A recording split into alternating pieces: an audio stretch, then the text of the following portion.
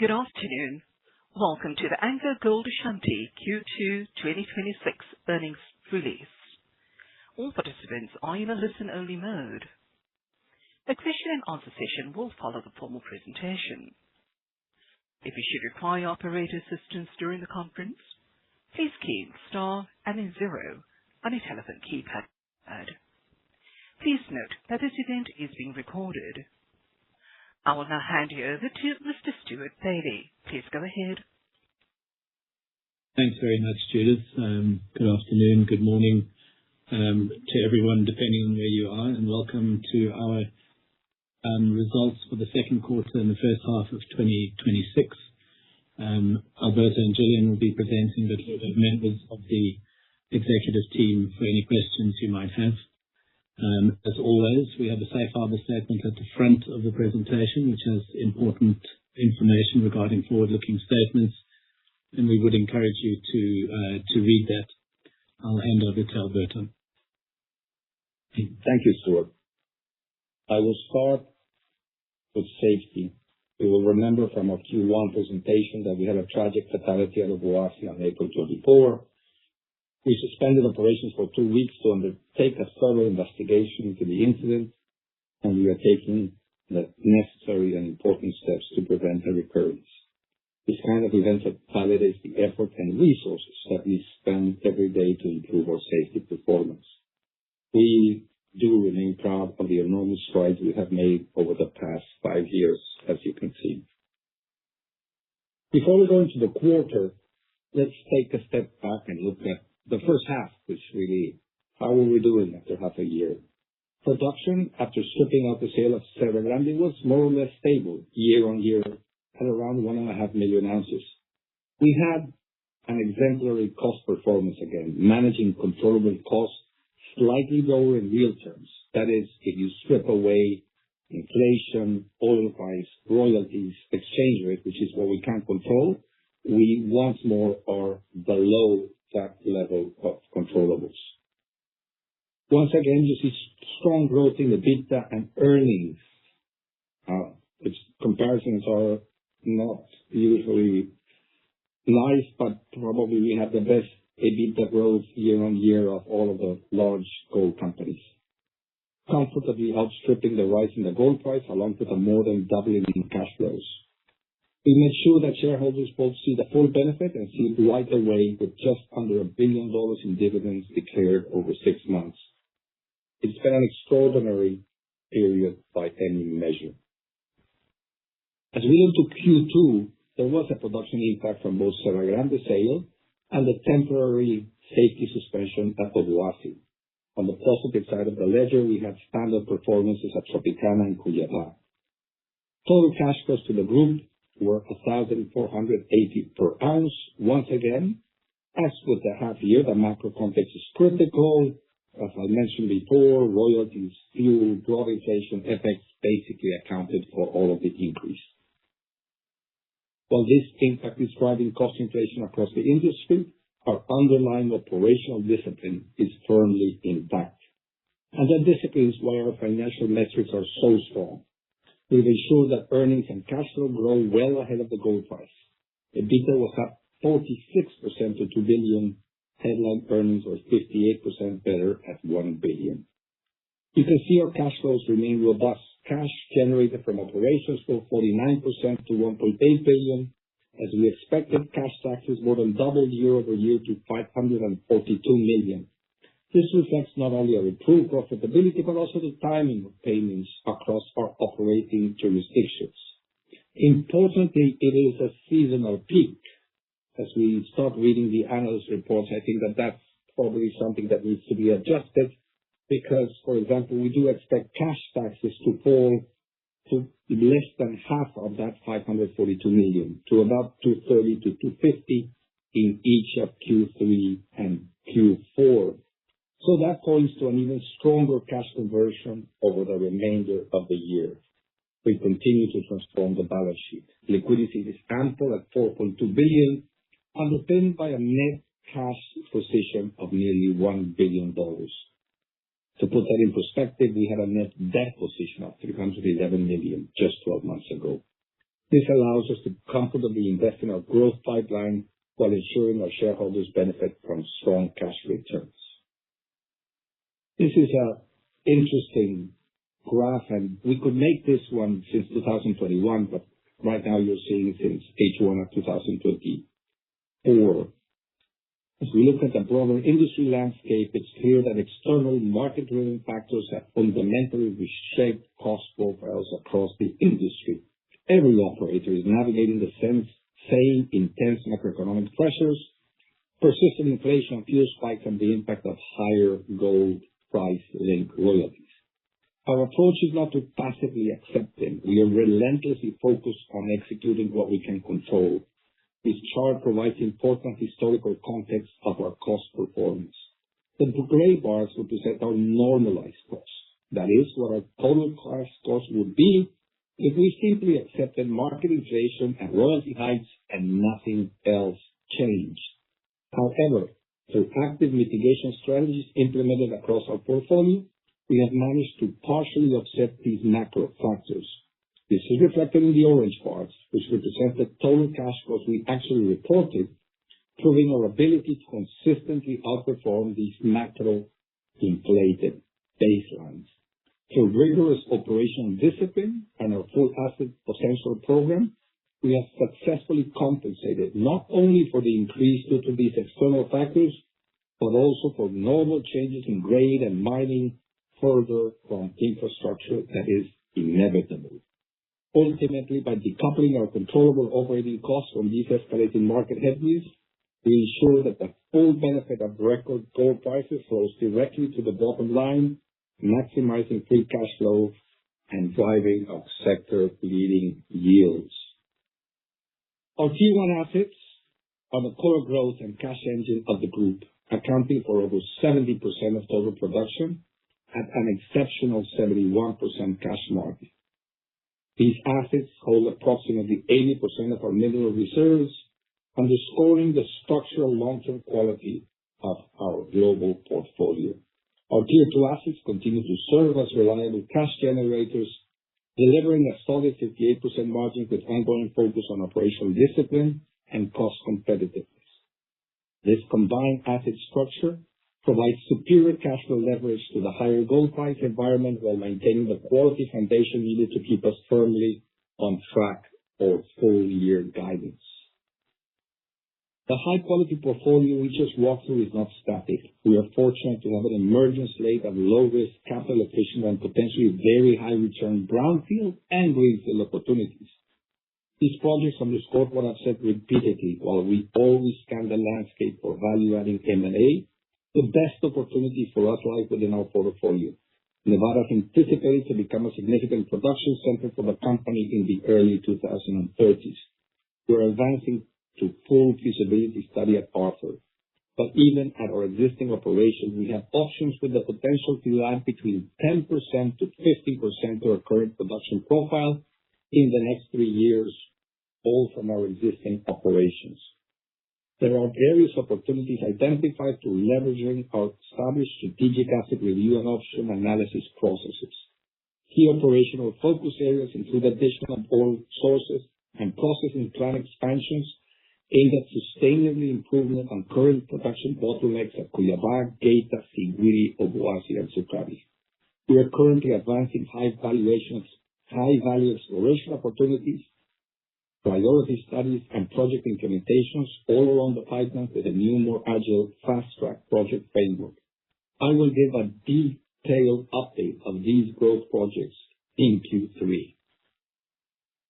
This is what disciplined capital allocation looks like, taking part of our record free cash flow and reinvesting in its low-risk, high-return opportunities that will optimize the value we can deliver from our world-class ore bodies. We are pre-funding the health and expansion of these assets today, ensuring they remain highly profitable cash generators well into the next decade. On dividends, it is worth having a quick reminder of our dividend policy. It provides for a quarterly payout of 12.5 cents a share. It also provides for an annual true-up payment, bringing the payout to 50% of free cash flow. We again use discretion to make that true-up at the half year. underlining not only the extraordinary cash flow generation, but also our confidence in the outlook of the business. That takes our dividend declaration for the half year to $949 million, with $364 million declared in Q2. This remains one of the most generous yields in the sector, and as normal, we expect a strong second half. When you look at our overall capital allocation framework, you can see it working precisely as intended. Our portfolio is well capitalized and is performing consistently to plan. Our balance sheet is the strongest it's ever been. We're delivering sector-leading returns with one of the industry's most attractive yields. We've shown an investor-forward approach with more frequent dividend payments. In April, we executed a buyback of our outstanding bonds, retiring $666 million of our 28 and 30 notes. That's another reduction in our longer-term financing risk and a clear improvement in our strategic flexibility. That positions us well to deploy excess liquidity into a $2 billion open market share buyback program. Shareholders approved the program last week, and we're now waiting approval from the South African Reserve Bank. Again, if you step back, this is a business with a predictable operating base, an unrivaled project pipeline, and a balance sheet that will stand us in good stead in whatever market we encounter. With that, I hand over to Gillian. Thank you, Alberto. We generated free cash flow of $727 million in Q2, a 36% increase over the $535 million reported in Q2 of last year. This was underpinned by a 41% year-on-year increase in net cash flow from operating activities to $1.4 billion, driven by disciplined cost execution and a 35% higher average gold price received. The upward pressure on costs for our industry was particularly acute this quarter. US CPI escalated to 3.5% in June of 2026 from 2.7% 12 months earlier. The primary driver was the 45% increase in Brent crude prices, which led to a spike in our energy inputs. Australia was the clearest example, with inflation more than doubling to 4%, putting pressure on local labour and consumables. US dollar weakness was matched by appreciation of our local currencies, creating strong cost headwinds. This currency-driven inflation is receiving aggressive focus on internal cost containment measures. Our internal realised inflation rate, which represents CPI changes in the jurisdictions that we operate, is currently just under 6%.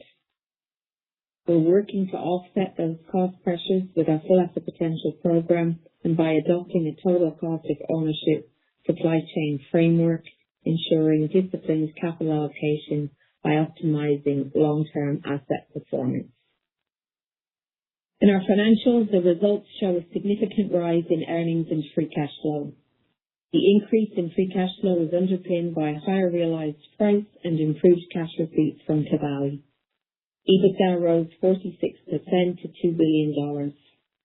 Basic earnings per share rose 49% year-on-year to 197 cents, up from 132 cents in Q2 of last year. As a result of the strong performance, we ended the quarter with net cash of $991 million, a $1.3 billion swing from June in the prior year. Total cash costs increased by 21% year-on-year to $1,480 per ounce, compared to $1,226 per ounce in Q2 of 2025. We've been very clear on those exogenous factors driving the increase.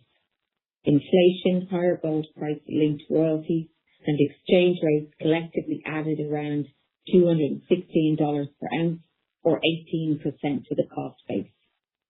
The higher gold price meant higher revenue linked royalty costs, while the 45% increase in oil price drove up our fuel costs across the portfolio. The suspension of Obuasi accounted for another $38 an ounce. In our managed operations, we saw the benefit of our Full Asset Potential programs, specifically our plant feed expansion program at Cuiabá. Total cash costs for our managed operations increased by 20% to $1,486 an ounce. Through full asset potential and other operational improvement initiatives, we continue to look for opportunities to improve efficiencies and protect our margins. On free cash flow, the higher price added $733 million, offset by lower sales volumes, which reduced it by $151 million.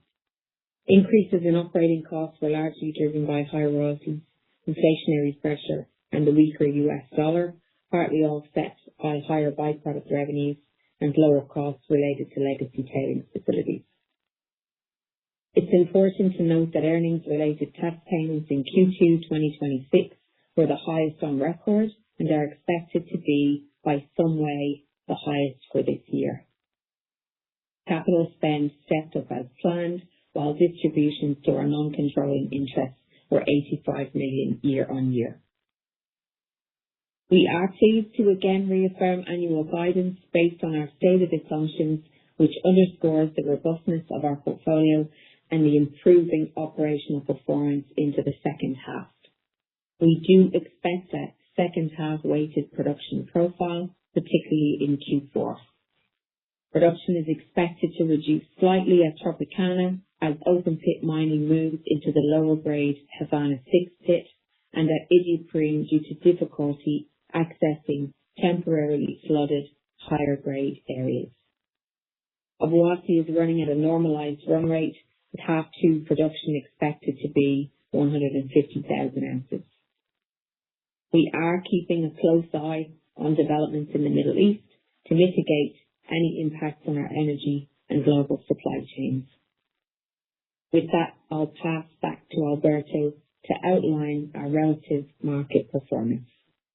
Thank you, Julia. We've not changed our focus. 2026 is about disciplined execution and controlling what we can control, like we have done in the past 5 years. In a strong gold environment, discipline matters more, not less. Our aim is simple: protect margins, allocate capital rigorously, strengthen the portfolio. We remain laser focused on cost discipline across the portfolio. With full asset potential, we are systematically looking for ways to offset external pressures across the board. We're increasing the production contribution from our Tier 1 assets, which structurally lowers our cost base and improves margin resilience. Active portfolio management remains core. We've been active in this area and will continue to direct capital to assets that generate superior risk-adjusted returns. Sustaining capital is about protecting safety and reliability, as well as asset longevity and growth. We are appropriately capitalizing our assets to ensure safe, stable, and sustainable operations. We continue to invest in mineral reserve development to increase operational flexibility, particularly in complex ore bodies. Reserve replacement remains fundamental. Sustained reserve growth underpins long-term value creation. Growth capital is focused on high-quality, long-life projects, particularly in Nevada. These projects enhance jurisdictional quality and portfolio resilience. We are creating flexibility for life extension and brownfield growth across the portfolio by building new tailings and opening land to extend our mining operations. We are prioritizing short-cycle, high-return organic projects that strengthen free cash flow generation. Operational excellence alone is not enough. Social and regulatory stability are equally critical. We remain deeply committed to our host communities and governments, where we're providing real-time benefit from the higher gold price through taxes, royalties, social investment, and meaningful participation in our value chain. We've made steady progress narrowing the rating gap relative to our North American peers through a comprehensive multi-year plan to strengthen the business. Today, our fundamentals are robust, our portfolio is performing, and the higher gold price is flowing directly to the bottom line. This slide clearly illustrates our relative outperformance. The transparent bubbles represent where we, our peers, sat exactly 1 year ago, while the solid bubbles show our position today. Over the last 12 months, you can see a sector-wide de-rating. For AngloGold over the past year, as you can see in the chart, we moved to higher dividend yield and a slightly higher EV to EBITDA multiple. All of our competitors saw the opposite. That is no accident for us. The market performance has followed our results. In fact, in Q2, we generated a sector-leading 36% year-over-year growth in free cash flow per share, outpacing the peer group. In the end, that is what matters, what flows to the bottom line to free cash flow. While some peers have built significant net cash positions, our capital allocation ensures we pass this strong cash generation directly to shareholders. As these elevated gold prices hold, we are focused on realizing our operational catalysts, managing costs aggressively, and delivering on our buyback program. With that clear focus, we believe AngloGold represents the most compelling investment proposition in the sector today, with significant embedded upside. With that, I will hand over to the operator for your questions. Thank you. Ladies and gentlemen, we will now be conducting the question and answer session. For the benefit of the participants who have joined via the webcast, you're welcome to submit your questions in the question box provided on your screen. For the benefit of the participants who have joined via the telephone lines, to ask a question, please press star and then 1 on your telephone keypad. A confirmation tone will indicate that your line is in the question queue. You may press star and then 2 to leave the question queue. Our first question comes from Josh Wolfson of RBC. Please go ahead. Yeah, thank you very much. Alberto, we had a lot of questions on the last call on the buyback announcement. Many of the details couldn't be disclosed. With this now approved, can you provide me a bit more information on how the company's looking to leverage this? Is it going to be opportunistic purchases, more stable? And what are your thoughts on executing the full program, all things equal? Thank you. Thank you, Josh. We still, as I mentioned, haven't had the authorization from the Reserve Bank of South Africa. And I can tell you at this stage it's going to be more opportunistic. There's going to be probably at some point a minimal buying, but it's going to be skewed more towards the downside and to illiquid days more than anything else. But yeah, we're still waiting for the Reserve Bank, and then we see. Got it. Thank you. And then, on our end, we're very excited about this upcoming organic growth update. The company's issued some details, at least at Geita. We kind of know the outlook for Obuasi. When we think about the other assets that were identified, Sukari, Cuiabá, and Siguiri, is there any more information you can provide, maybe early expectations there? And also, what should we be thinking about the capital needs for some of these opportunities? Thank you, Josh. Look, I'm sort of resistant because I want to give what I've said, sort of the next quarter is going to be, I would imagine, but I know a significant detail per asset of what we expect to see in 3 years and probably before that. But obviously, we've continued to work. There's a whole team, let's say, that has been assembled in the corporate with an SVP that's equivalent to the head of Africa. So it's a pretty senior position. And in that group, you have planning people, you have supply people, you have finance, you have HR people, you have projects people, and so they're looking at each one of these. The cost is not high. Probably it's where we have the processing plant in Geita. There's going to be a bit more cost, but in Sukari, it's basically equipment, trucks and shovels and things like that, and exploration. In Cuiabá, it's going to be, we will looking for bringing ore from other places, but it's pure mining. And Cuiabá, yeah, we'll see if it's between it may be 75 or something that in 3 years that we're looking for. And Siguiri, it's again pure mining. It is we've identified areas. We again need to do a bit more brownfield, but the initial estimates sort of solidify, strengthen our view that this is going to be just more of mining, open pit. There's not issues. We need to do some issues of license to operate with resettlements, but nothing that we will see is going to be an issue within the next 3 years.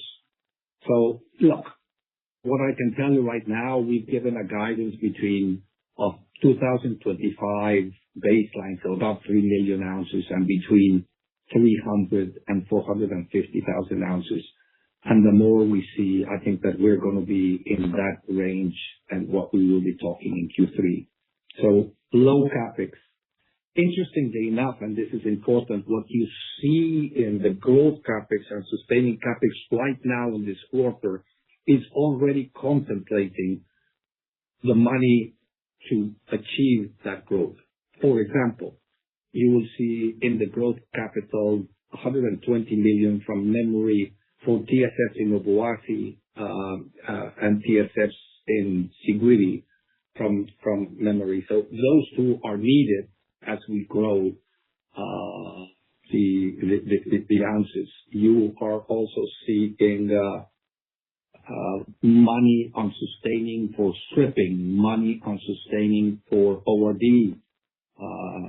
and that is all preparing the terrain. So we've started to spend within apparently normal course of business, but it's within this laying the groundwork to materialize these growth projects. And again, it's not that we're going to only see the growth in 3 years. We should start seeing some of the growth. So we expect growth. If this is a transition year, if I look at 2026, will be sort of flat for versus 25. We expect to see growth in 27, growth in 28, and then bigger growth in 29. Okay. Very much looking forward to that. If I can sort of tuck in maybe one more question. There was a detailed exploration update also issued this morning. Lots of sort of incremental pieces of insight. Specifically for Arthur, where I guess we're focused on some of the upside there. Is there anything you can kind of point to? It looks like there's a lot of drilling that's been completed there. How should we be thinking about some of those opportunities and what that means for that project? Thank you. Maybe I'll ask Marcelo Godoy just to help me out here, or if he wants Nick, tell me, Marcelo. But look, we continue to advance. We had a board yesterday. We've given significant more resources to finish this feasibility study. We are concentrated on that to have it, I think, next year sometime. And everything we see gives us more and more confidence that this is going to be the defining asset for AngloGold in the next decade. The progress in Yurinas, but North Bullfrog, we expect record of decision by the end of this year. But Marcelo Godoy, you're somewhere else, but do you want to add something versus the question, please? Sure, but we have finished a major drilling campaign at Arthur, and we are aiming to increase the reserves by our target is 1 million plus ounces for this year, and now with the approval of the feasibility, the approval from the board, we have the funds to start the feasibility study now in August. So that's where we've been focusing on. Everything else is working according to plan. Thank you. Great. Thank you very much. The next question comes from Adrian Hammond of SPG. Please go ahead. Thanks, operator. Hi, operator and Gillian. Firstly, just talk about capital allocation. If you may, your target for 1 billion cash buffers largely achieved. So does this assume then you pay out all future free cash flows, or are you going to build further cash buffers here? in light of your growth aspirations? Thanks, Adrian. No, the plan is to find a way to return that cash. At this stage, our plan is to build that $1 billion. As I look at it all depends on the gold price, but if you believe that the gold price is staying where it is, we should double the free cash flows, and then you can just remember, let's say it's $3.8 billion, and so that's 1.9 we're returning of dividends, and then on the other 1.9 we use 666, like close to 700 for the repurchase. So you can see that will there is if we keep $1 billion, there's going to be more upside that will return one way or another. Okay, great. And then if we can talk about Obuasi, you've mentioned three issues, including equipment breakdowns, availability, operational delays. Every 6 months there seems to be something unfortunate there at Obuasi. Do these issues, are they temporary, or do you think these risk the ramp up there?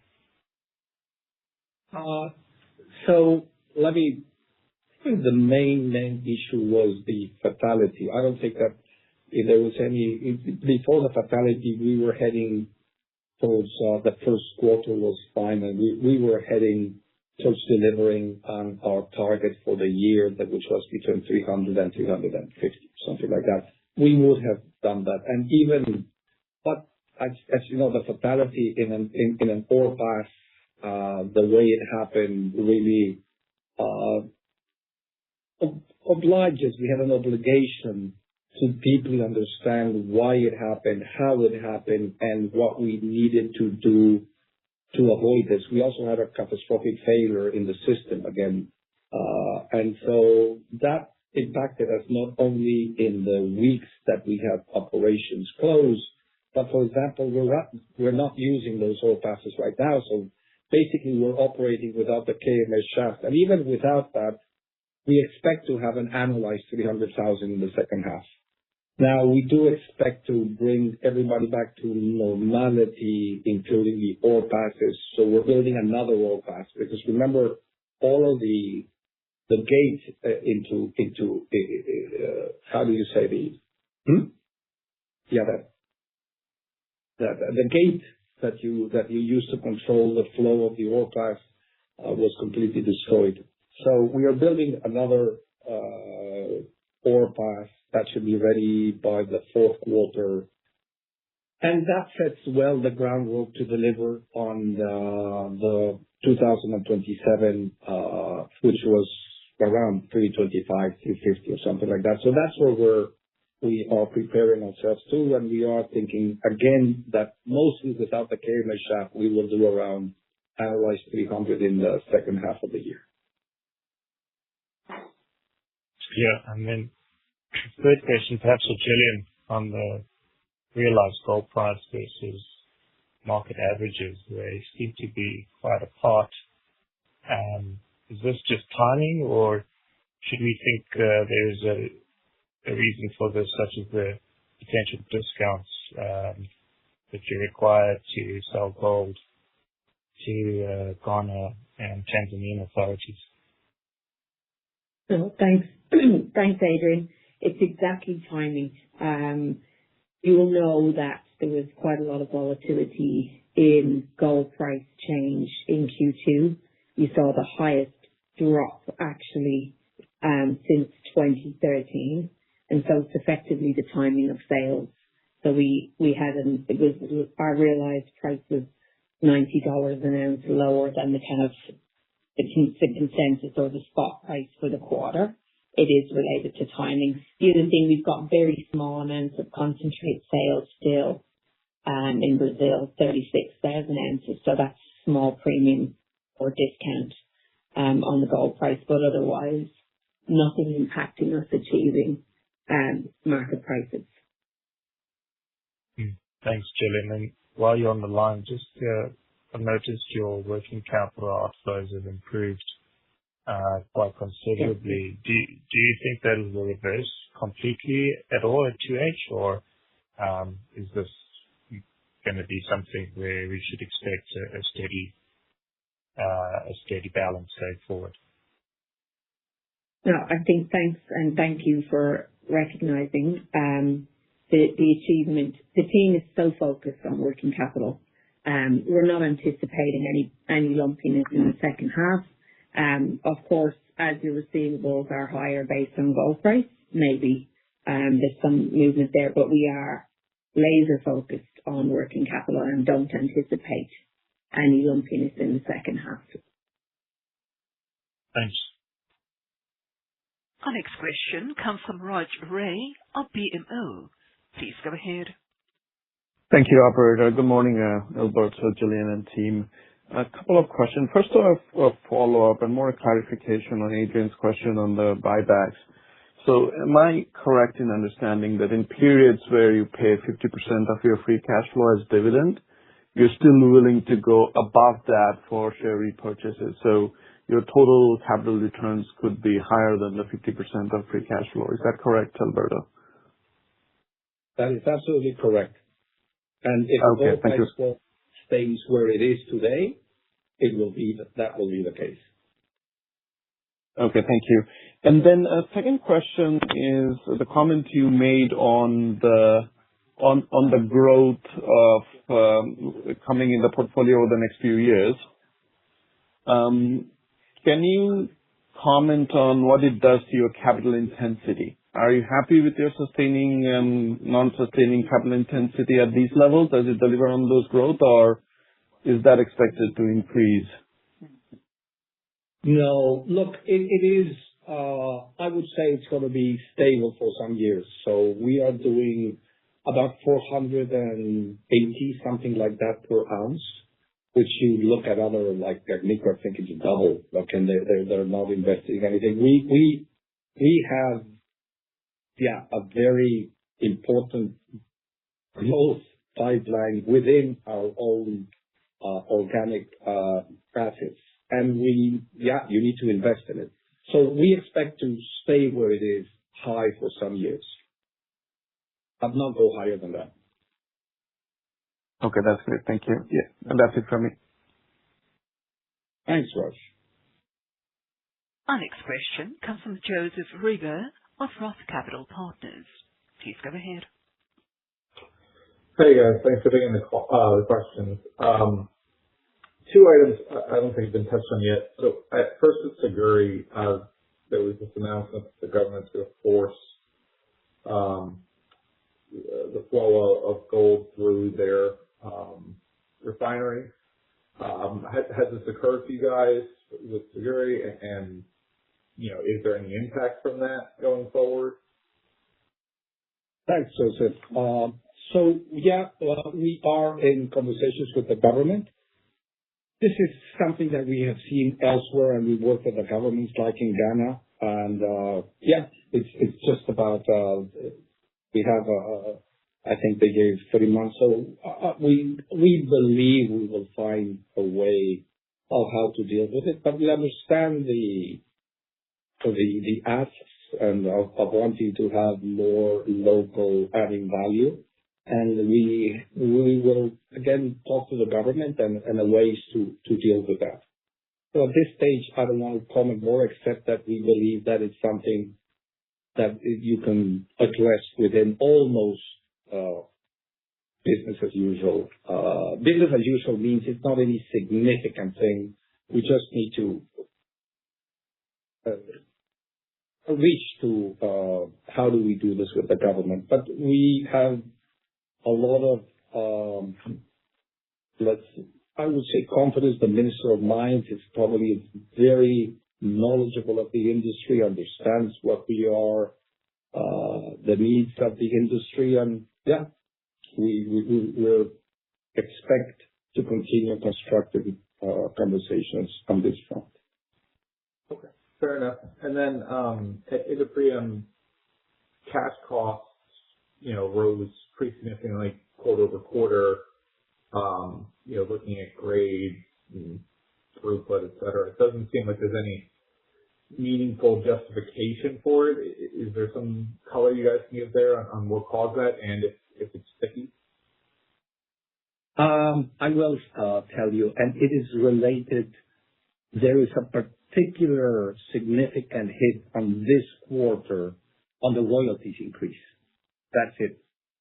If you look at Iduapriem in terms of for the quarter, in terms of what we call flex costs, which is including royalties and fuel price and everything, we sort of are flat. So that is important. And then the other interesting thing that I can note, if I look at the outlook for the year for Iduapriem, we're going to be again flat in terms of the flat cost, and then that royalty impact is reduced. Let me just say one more thing, which is important. What the government did was increase the royalty. So right now the increase impact is 5%, but they reduced the COVID levy by a net impact of about 2.6%. But that you don't see in cash flows, you see in taxes. And so there is a significant mitigation that you see below the line. So all in all, the sum is Iduapriem is doing well on cost. There was some increase in mining contractor, but the bulk of it for the quarter was the royalties impact. Okay. Thank you. It's very helpful. I'll turn it over. Our next question comes from Tanya Jakusconek of Scotiabank. Please go ahead. Oh, great. Good morning, everybody. Thank you so much for taking my questions. The first one is just a clarification, if I can, Alberto. I understood from Josh and others that for that 300 to 450,000 ounce growth from your portfolio, that's going to come at less than $100 million of capital and really not any additional change to the $480 per ounce of sustaining capital. Is that the correct way for me to think about that? We will give you more details. The $100 million, we've never talked about that. What I've said is overall, we don't expect the sustaining CapEx numbers to increase. And the other thing that I've said is that all of the projects, I think most of them, it's going to be, I don't have the numbers yet, but it's going to be nothing significant in the scheme of things. They're very high IRR projects. But of course, if you need to buy more equipment in Siguiri and you need to buy more mining equipment in Sukari, that's just going to come at a cost. And I don't know how it's going to flow in exactly in the numbers. But it is nothing like you're going to have billions of dollars that you have to do an expansion. So there will be no other projects that are as high IRRs as this one. That's the point I tried to make. In the Q3, we will give probably some more detailed estimates of what we're assuming, but most of it is just more mining and the costs that are involved with that. Okay. Sorry, I heard a $75 million number that was put out. I think you mentioned it here, and so I thought that was for everything. Sorry, maybe it was my misunderstanding. Okay. So that was my first clarification. Thank you for that. The second I wanted to focus on was on your costs. And I appreciate that, the higher gold price impacts the royalties, the higher fuel price impacts the cost as well. Can you maybe just talk about some of the other inputs that maybe you are feeling some inflationary pressure on? Maybe it's labor, maybe it's, consumables. Are you seeing anything in those areas that are also impacting your costs? Thanks, Tanya. And let me probably, the number I did mention was 75,000 ounces additional in Cuiabá. I don't know if that's what I didn't say. It wasn't millions, but ounces additional in Cuiabá. Look, in terms of the costs, the inflation impact in the half year is a bit larger than what so it's usually it's been 5%. It's about 5.8%, and this is excluding the fuel price. And the fuel price, it's about on the half on half, it's about $20.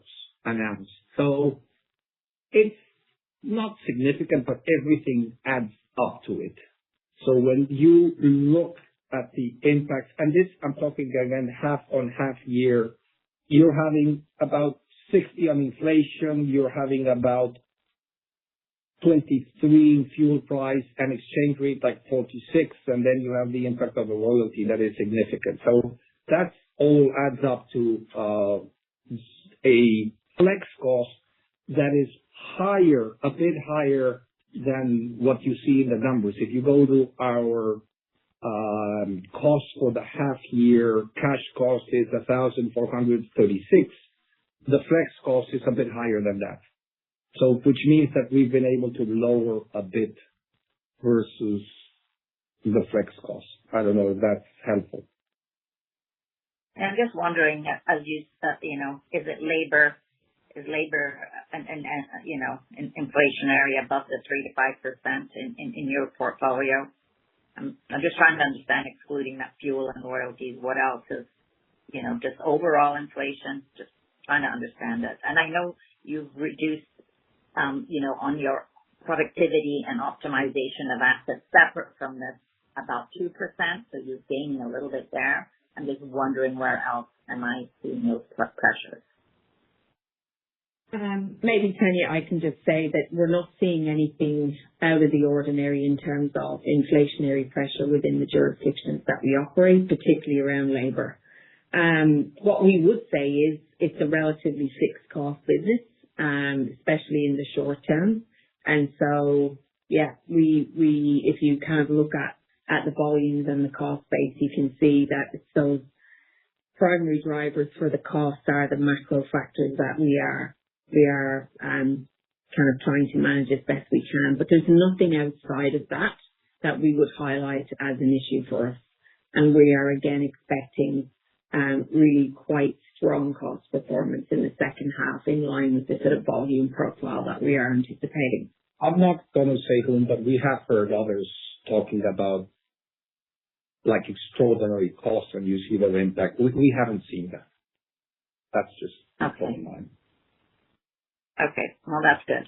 And then my final question, Alberto, to you. When you put up the slide and you showed your Tier 1 portfolio, which has a nice production of over 500,000 ounces, great costs, and then you have your Tier 2 that obviously brings up the cost structure.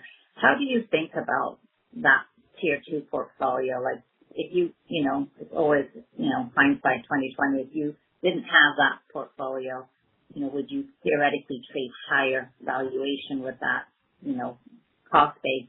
So I just kind of I wonder how you're thinking about those Tier 2 assets. What makes them important to stay within the portfolio? Maybe just review maybe it's exploration upside, maybe it's increasing mine life. I'm just trying to understand why they're important. And yeah, it's interesting. We were at some point trying to sell one of the assets that was Tier 2, and then at these gold prices, it's impossible to get the right value, because it's sort of in nature that a lot of the offers come like at consensus pricing and with very conservative views of the gold price in 2 or 3 years. And we value them at futures, they're valued much, much more. So it wasn't, it was no secret that we were trying to sell the CVSA. And I can tell you the cash flows for this year are like 60% of what we were going to receive by selling it. So what we now have in our Tier 2 assets is, and the only one that is not working that well and is improving is Sunrise, and you see in the performance. But again, talk about CVSA, it's working like a little charm. It's been increased its life from 3 to 5 years. Silver obviously is now a byproduct, and it's a blessing in CVSA, but the free cash flow it's generating is amazing. And so we have no rush to dispose in the current environment of Tier 2 assets. The difference was the case, for example, of Sierra Grande, that was just too small, and it was just, it drew on a lot of management time. for the money that it produced. And so we're happy to have disposed of that one. But the rest, we're very happy to keep it. And then you have assets that, like Siguiri, that are turning and will turn into Tier 1. So at this stage, we're quite happy with our 9 operating assets. It's a footprint that we can manage easily. We will see in the future what happens, but for now, we're quite happy with that 9 operating assets. Okay, great. Thank you for taking my question. Pleasure, Tanya. Thank you. Thank you. Ladies and gentlemen, at this stage, I will hand over to Stuart Bailey for questions from the webcast. Thanks, Judith. So the first question I'll ask is from Arnold van Graan at Nedbank. He says, "Afternoon, team. Solid results and proper long-term delivery. So my question is, where do you see the most compelling near-term growth optionality in the portfolio? Also, please talk us through your risk-adjusted return methodology. Are you seeing good projects in certain jurisdictions that fall short once you add the risk component to your assessments?" Oh, that's an interesting question. Look, the near-term optionality is in those 5 assets that are the core of the gold portfolio: Obuasi, Geita, Sukari, Siguiri, and Cuiabá.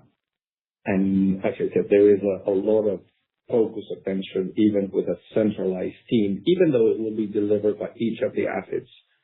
We want to understand what are the bottlenecks, what do we need to do, what we need to do in brownfields, what we need to do in license to operate, what we need to do in TFF, what we need to do in communities, and have a very clear centralized view of that. And that's what we're working on. So those are the best near-term optionalities that we have, and those are the ones that we are working and to present in Q3. The risk-adjusted returns, we do have different discount rates, obviously, for each. Even though we have a company-rated one, we have a different risk-adjusted return. So they all, for example, these growth projects in different areas in Africa, they will all have to face the hurdles. Now, what I've said is they are so profitable that with all of that risk, because it's little investment to a significant impact in the growth. Take whatever in Siguiri, if we go from 3 to 350 or 375, that's 50%. Like that, that's I'm sorry, what would be 20% increase in the production, and with very significantly little capital. So even though we do explicitly do risk-adjusted returns, they are way above any hurdle that we have for investment. All right. Thanks for that, Arnold. The next question is from Robert Kellaway, who says, "Please update on the connection of Sukari to the Egyptian national grid in light of the operation's heavy dependence on HFO fuel generation." And Robert, just very quickly, the feasibility on that 80 megawatt grid connection is almost complete. And we've got all the regulatory approvals we need, and all going well. We're looking at commissioning early in 2028. The work to do between now and then is just to make sure that there's certain upgrades to the grid just to ensure stability once that's connected. But just for the meantime, remember, we do have the 30 megawatt solar facility there that's working like a charm, so no problems there. Alberto, one other from Martin Creamer, which is just your thoughts on AI. Are we using any in the business for exploration or for safety? And do you think it can improve efficiency? I think we can ask Marcelo, who's the expert on that, but we are using AI. But give us some, Marcelo, of your wisdom on that front. We have been implementing AI across the organization for quite a long time, especially machine learning, which we have been using for predictive maintenance, for process control. and other activities around the mine. We also have a program to increase proficiency of AI across the group. So we have selected a single provider, blocked everything else, and our technical teams and operating teams have access to generative AI for general tasks. We are not in the era of agentic AI. We have some proof of concepts going on, but given the security issues that we have with that type of technology, we are taking a very cautionary approach to deploying that type of technology. But we are very advanced in our adoption across the group generally. Yeah. Great. Thanks, Marcelo. I think that's it from the webcast, and we don't have any other questions on the line. So Alberto, if you give us a closing remark before we wrap up. Thank you. Okay. Yes. Look, mining, I always say it's a normal curve without the right-hand side. So there's always issues. This one was particularly difficult. The fatality of Obuasi impacted us in many, many ways. But apart from that, which is very bad, but apart from that impacted Obuasi. We have some impact in Sunrise, but the portfolio effect for Tropicana doing much better and many others leads us to relatively stable production in the first half. We expect in the second half, if things go as expected, and that's always an if, we don't have any additional surprises, to have an increase in the second half by about 6%. So that will also lead to, we expect cash costs in the second half to actually go down versus the first half, just because of higher production, obviously higher denominator, and that will go well. The other thing that I'd like to highlight is the free cash flow, because in the end, you could talk about cash costs and who's better, you could talk about who's clean, you could talk about all costs, but in the end, what matters is what flows to the bottom line.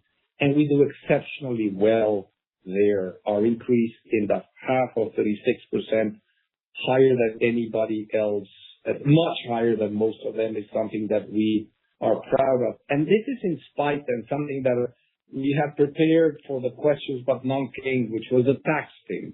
We had an unusual lumpy tax in the second quarter of about $540 million.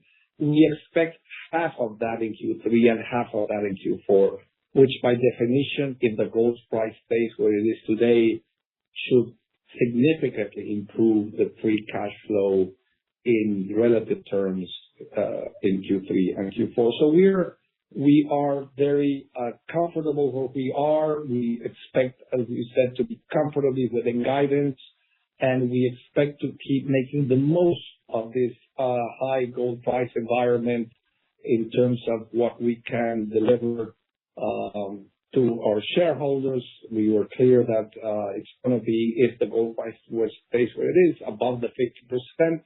We are already in the $1 billion of net cash. So we're looking very much forward to a strong second half in all fronts, obviously with a little grace from God that you always need. Thank you. Thank you. Ladies and gentlemen, that concludes today's event. Thank you for joining us, and you may now disconnect your line.